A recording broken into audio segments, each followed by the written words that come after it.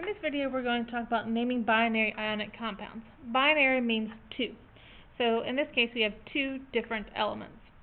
So we have under ionic compounds, we'll have a metal and we'll have a nonmetal.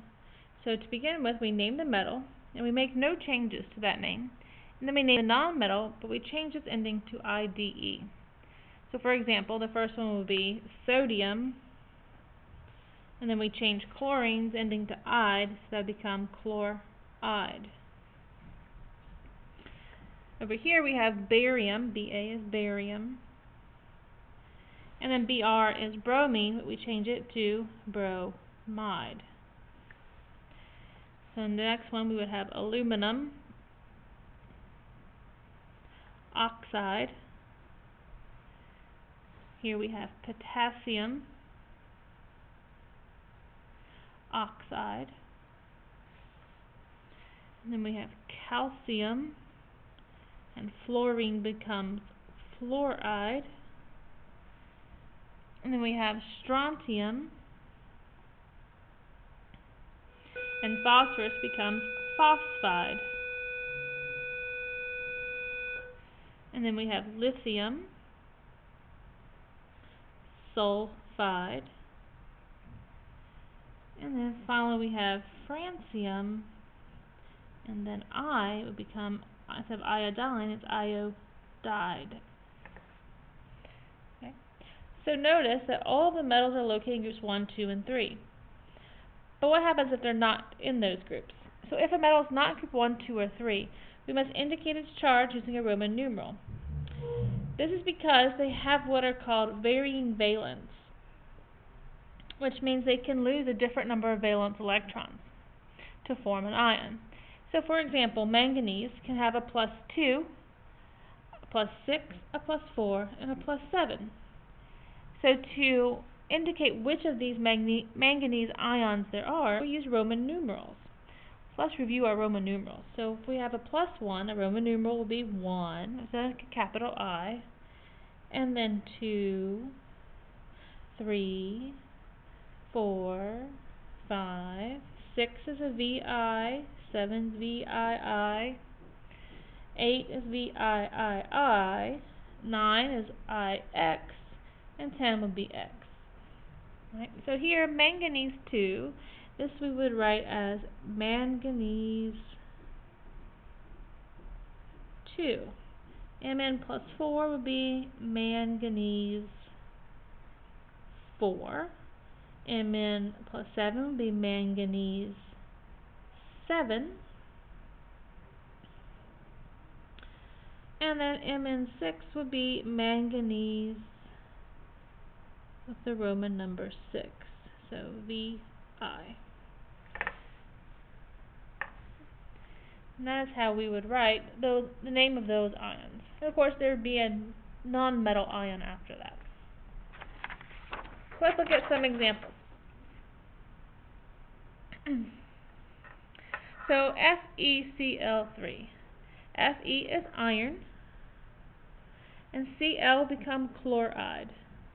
Now what charge would iron have? Well, Cl we know is a -1 charge, and since there's 3 of those, we would multiply that, and that gives us a -3.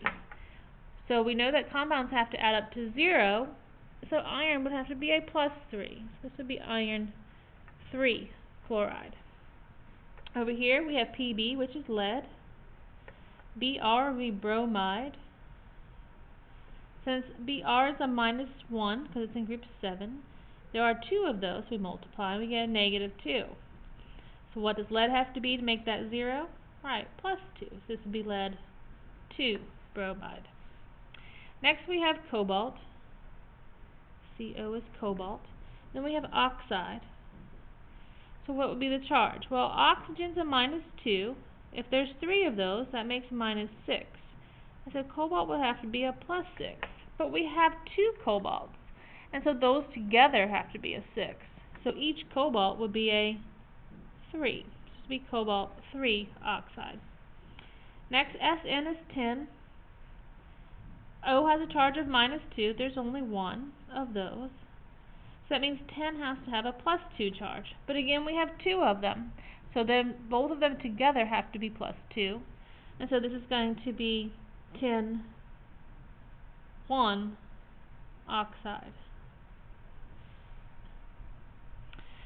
Then we would have copper, and then fluoride.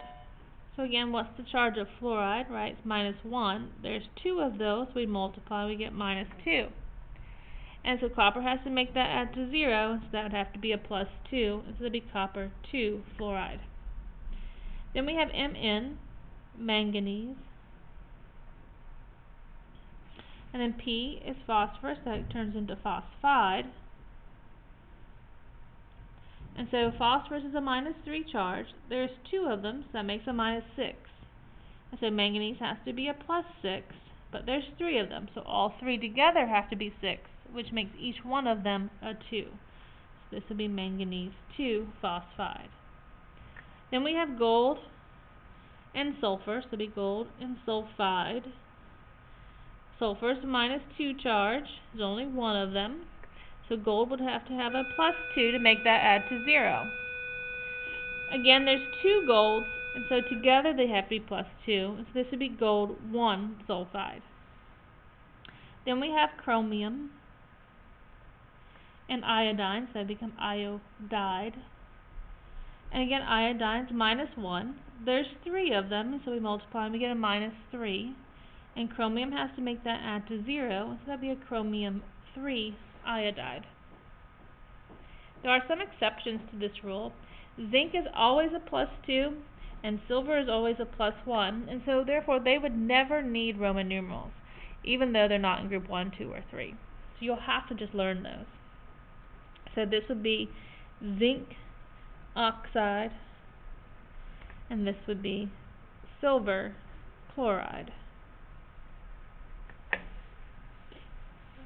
So how do we go the other way? How do we write the formulas for them? Well, first we determine the charge of the metal, then we determine the charge of the nonmetal, and then we determine the number of each ion we need to make the compound equal to 0. Okay, so let's look at an example. Calcium bromide. The cation is calcium, which is in group 2, so that's a +2. The anion is bromide, which is in group 7, it's a -1. And so to make those add to 0, we would need 1 calcium and 2 bromides, because we would effectively have to multiply that charge by 2 to make it add to 0. Next we have iron, and it says it's +3 because it has a Roman numeral 3. Then we have oxide, and oxygen's group 6, that's a -2. Well, now we have to think, how do we get 3 and 2 to add up to 0? So we have to think of a common multiple. That would be 6. So what would we multiply 3 by to get 6? Right? We'd multiply by 2 and multiply by 3. And so we have Fe2O3. Then we have zinc carbide. Remember, zinc is always a +2. Carbide is carbon. It's in group 4, so it's going to be a -4. So again, how do I make this add to 0? Right, I'm going to need 2 zincs, because I multiply that by 2 to make it +4. This will be Zn2C. And then finally we have tin 4 sulfide. That 4 means that it's a +4. Sulfide is -2. And again, how do we make those add to 0? Right, we have to multiply this one by 2. So we have SnS2. Okay. So I want you to pause the video and try these on your own. And then when you've gotten your answers, you can check from mine. This would be gallium chloride. This would be tin 2 bromide. Manganese 2 oxide. This one would be chromium 3 oxide. We have lithium is +1, oxygen's -2, that gives us Li2O. Chromium is +3, phosphide is -3, so we would just need 1 of each of those. Then we have silver is always a +1. sulfide's a -2, and so then we would have Ag2S. And then we have lead, which is a +4, carbide's a -4, and so that would be a PbC. And then we want to write the formulas for these. So 10 is a 4, so that would be Sn, that's a 4, carbide's a -4. So again, one of each. Lead here is a +2, nitride's -3, and so we have Li3N2. We find calcium's a +2, sulfide's a -2, so that's CaS. Iron, it says, is +3, oxide is a -2, and so we would have Fe2O3. Rubidium is a group 1, so that's +1, iodide is in group 7, so that's -1, so it'd be Rbi. Lithium in group 1 is +1, phosphide is -3, and so we would have Li3P. And this would be how we write ionic compound names and formulas.